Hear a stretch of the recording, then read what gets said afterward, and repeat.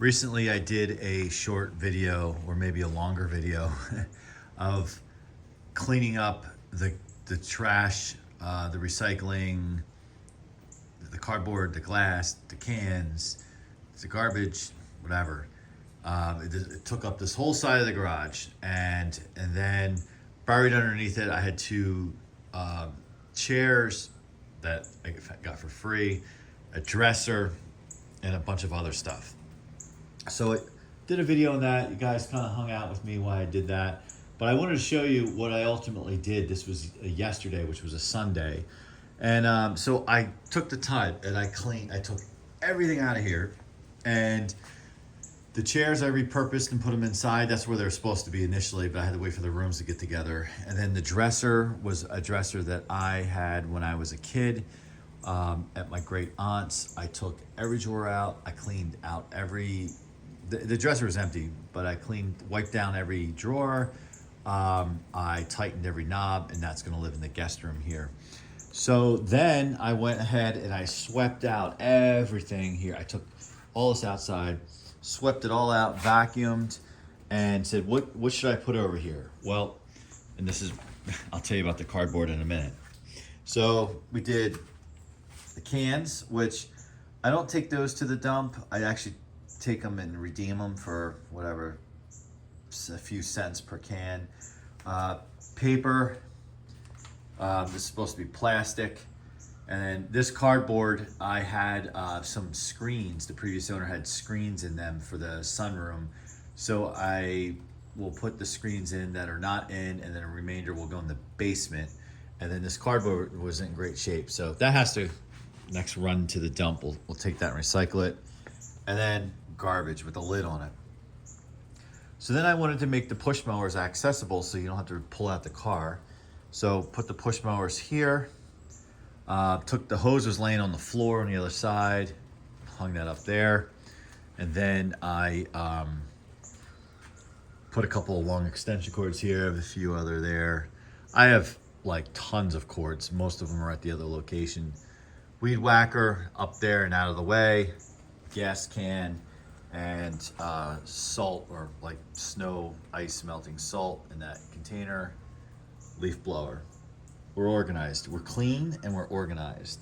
So then over here, this shelf we had pulled away from the wall because we were cleaning behind it. We just left it pulled away from the wall.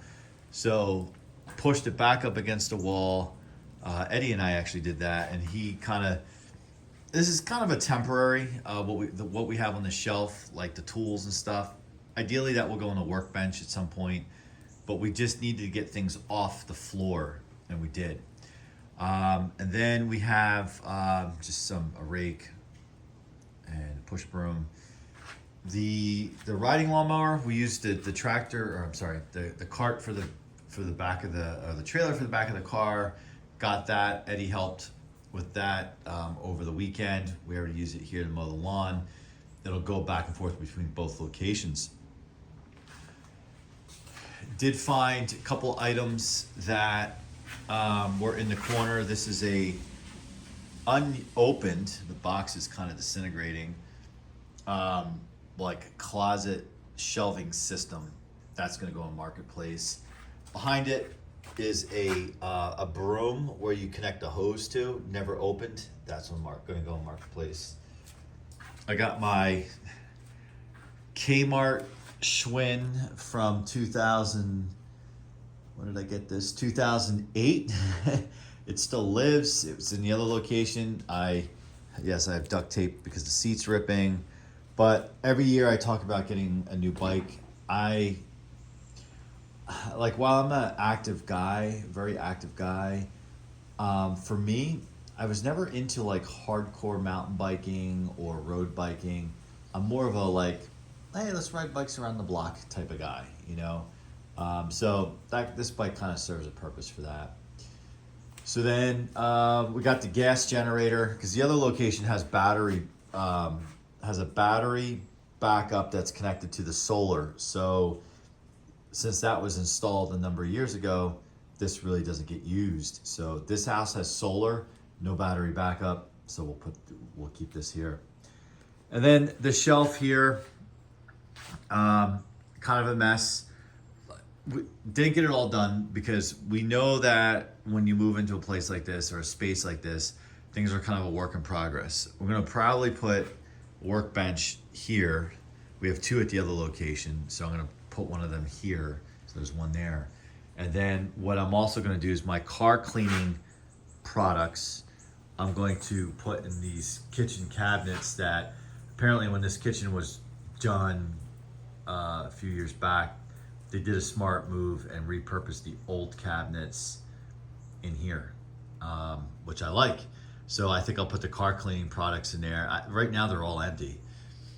And then these little shelves, I don't know, maybe I can put some hand tools on them. We'll see. We'll kind of see how that works out. They're kind of handy for certain things. And then last but not least in the garage here, it's just the fact that I can walk around, there's not stuff on the floor like a pile of hose and you know, it's pretty good. I typically always keep a fan in the garage. One, just to move the air because you get hot sometimes depending on the time of year. Secondly, depending on what you're working on, exhaust if you're working on a lawnmower and you start it up and whatever, just to move the air around, right? So I thought, where in the world am I going to do this here? I did it in the other location. I put a Toastmaster, the gray bladed Toastmaster, in that garage in 2011 and haven't moved it since. It's been in there. So there's not really a shelf. So I put up shelves in the back of the garage under my workbench. Those of you who follow the channel have seen that garage, and it sits up on that shelf because there's plenty of space for it. But here there's just not a place. And a box fan, like, it would get used and abused if I just constantly move it around on the floor. So I'm not ruling out getting an industrial fan at some point, like a drum fan or an industrial box fan, like these big 40-inch fans. Because what you could do, as I'm making you dizzy going in circles, is just pop open that door and stick it right there. What I did do is we have these hooks up here, right? And already previous owner has this hook. I did this. So I have this 3733 was recently given to me, and because these things are light,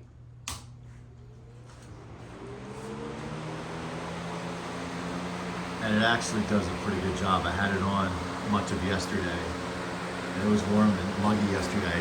These things, as you know, don't throw off a ton of air, but it's just pushing some air around, where otherwise it would be stagnant.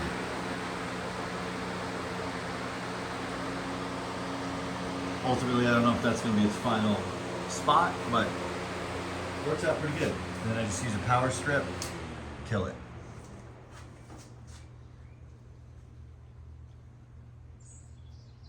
So we'll see how long that lives up there. And then the other thing we did yesterday, aside from mow the lawn, so I was busy. This may not seem like a lot, but if you watch the video that I did just recently of this side alone, of all the crap that was piled up there, this was great. That was a free curbed orange hose. It's a 100-foot hose, and that's a great segue into what I also did yesterday. I was going to put that back. I was going to put it on Marketplace because it's a good quality hose, 100 feet. But I wanted to hang on to it here until I assess the hose situation. I have one hose I brought with me from the other location. I might have access to another one that's not being used over there. And then in the outdoor shower, there was 2 hoses, and we're gonna talk about those hoses now. So before we get into those hoses from the outdoor shower, I keep a sprinkler out here. This lawn, I'll just say it. There's room for improvement, and you can see this big. I don't know what killed the grass there. It was like that, and there's weeds and there's some moss. But for right now, because I got so much on my hands to get done around here, I'm just gonna focus on trying to keep it green, right? So that's what I've been doing manually. So I went. Eddie and I went to Lowe's. I had a gift card. I went and bought a timer, a splitter, And I had this little sprinkler here. I had one of those rainbow sprinklers, but I found I would hit the cars in the driveway or soak the street. So this thing here, I think I paid like $2 for that, like more than 10 years ago. It's just a plastic cheap, and it goes 360. So I thought, let me try that, because the rainbow one also would hit the tree and not get the full yard. So I was turning it manually on and off. So what I had done at the other location, I basically mimicked here. I got a splitter, and then I have the normal hose here. I know this is kind of ghetto for the time being. So is this deck, which needs to be sanded and stained, but that's not part of this video, nor the project last weekend. So it's a splitter, and then let's go around to the other side. So I bought the splitter, and then that, I don't know what you call it, but the tiny little hose, the connector hose. Zoom in on that. That connector hose right there, I'm telling you, I learned at the other location to do that, because if you screw that in up there, it's on an angle, and what happens over time is the connection, it leaks, it like breaks. So I got one of those at the other location. It works perfectly. Got the same timer as the other location, except that one has 4. The one I had from the front lawn has 1, so I knew for the front lawn I just needed 1. And I already have everything set, programmed. That is set to go off 5 a.m. and 5 p.m. every day for 30 minutes. And the hose I have connected to, I went into the outside shower and found this green, kinked up, like super kinked. So I'm running it this way, to run it flat, to get the kinks out. You can kind of see where one used to be.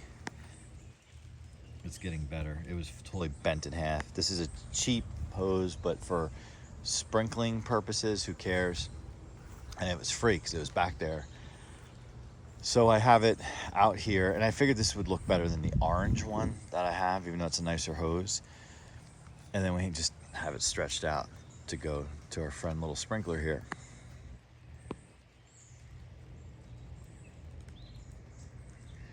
So that worked out nicely, because yesterday I had it run, even though it looks like it just got done raining here. This morning when I got back from the gym, it wasn't raining yet, but I could tell it came on because I could see the grass is wet and the street was a little wet. But there is one other hose, because I was going to put the rainbow sprinkler on in the back manually until I get another timer. But the end of the hose, and it's on one of those hose reels, the end of the hose was damaged. The metal's all jacked up. So I've never repaired a hose before, but shoot, I repair extension cords all the time. I could probably figure out how to repair a hose. That part down there is messed up. You can see it. It's all jagged. But that reel works, and everything works. I don't have the outside shower turned on. It needs a shower head, and this needs to be cleaned out. Totally unrelated project to the sprinklers. So what I'm going to do is probably figure out how to fix that. And plus I have that orange hose. And this backyard is like pretty much barren. Mix of weeds, moss, pine needles from these ungodly pine trees with scrub pines, which will come out at some point. But I hadn't been watering back here because I just had, up until recently, the one sprinkler, because I had to grab the other one from the other location. And obviously I still haven't watered back here because I ran out. I was tired yesterday. I was on my feet all day. So we need to start watering back here. The rainbow sprinkler would work nice. You know, when I say rainbow, I mean the ones that just go like back like that. But I want to get, when I get another timer, I'm trying to figure out, you can buy them with 1 zone, 2 zones, 4 zones. I probably, yeah, see all the pine needles? The riding mower, like, it was great using the riding mower because I blew like this, much of this out of here with it. Eventually, this, it's gonna get all cut back and there'll be these trees will get. I'm going to cut these down. They'll have grass, so I would need to water this section. So that'd be 2 zones. So that's where something like that orange hose could come in handy, because it's 100 feet and it's orange. I don't necessarily want it in my front yard, but in the backyard it's fine. So all of this, and then probably this area over here. So 3 zones. So I don't think they make a 3-zone one, so just get the 4-zone one, and then this. The only drawback with doing it this way, the benefit is you don't have to think about turning it on and off. The drawback is, like when you go to cut the grass, you have to pick up the hoses every time and then put them back. But I call it a poor man's sprinkler system until I get the property dialed in. I'll just do it the poor man's way, but it seems to work well. The other location, that's what I've been doing for years, and that grass it's thick, lush, and phenomenal, even in the driest of summers. And I haven't had anything done to this lawn because it's a new house or a new property, whatever. As you know, for those of you who have acquired properties, you tend to hemorrhage money in the beginning just because you need this, you need that, you need this. So in the short term, I'll do what I did at the other location years ago, is just do all the treatments myself. The previous owner left a spreader behind, so I need to do a weed and feed. In the fall, we'll hit it with lime. Actually, we'll probably hit it with lime before then, dealing with the moss. Trick with moss is it'll keep coming back. The big trick is grow your lawn as thick as possible to force it out. So even if you have to rake this crap out and plant grass seed, but it's the acidic soil. It's very common to this area, but it can be overcome. So that's what's going on outside here, and within the garage.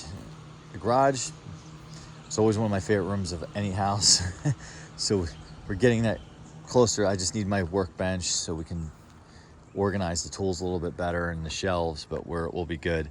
The next outside thing on my list is to cut this tree down. And then ultimately, why I really enjoy, I don't know what that is. That's not a roadie, is it? I've seen those buds before. But I got these roadies here. I mean, you really shouldn't put roadies in front of a house like this.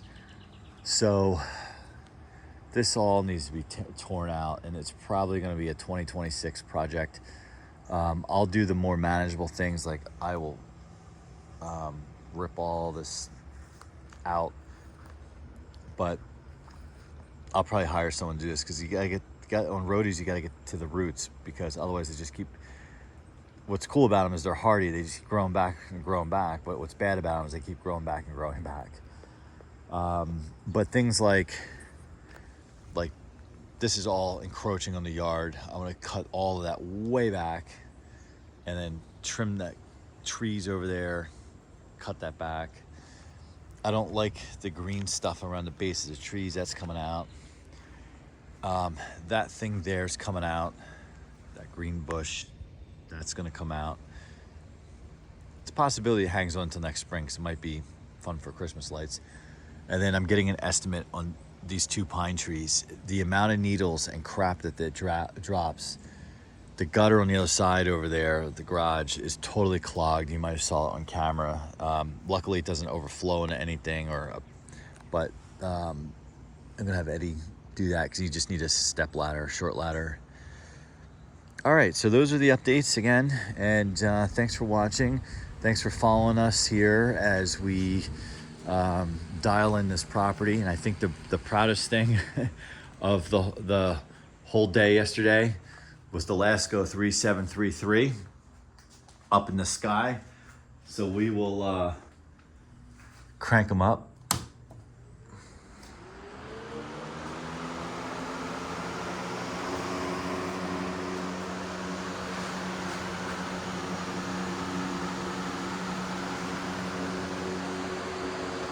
All right, well, thanks for watching. Comment, like, subscribe, and we'll keep you updated.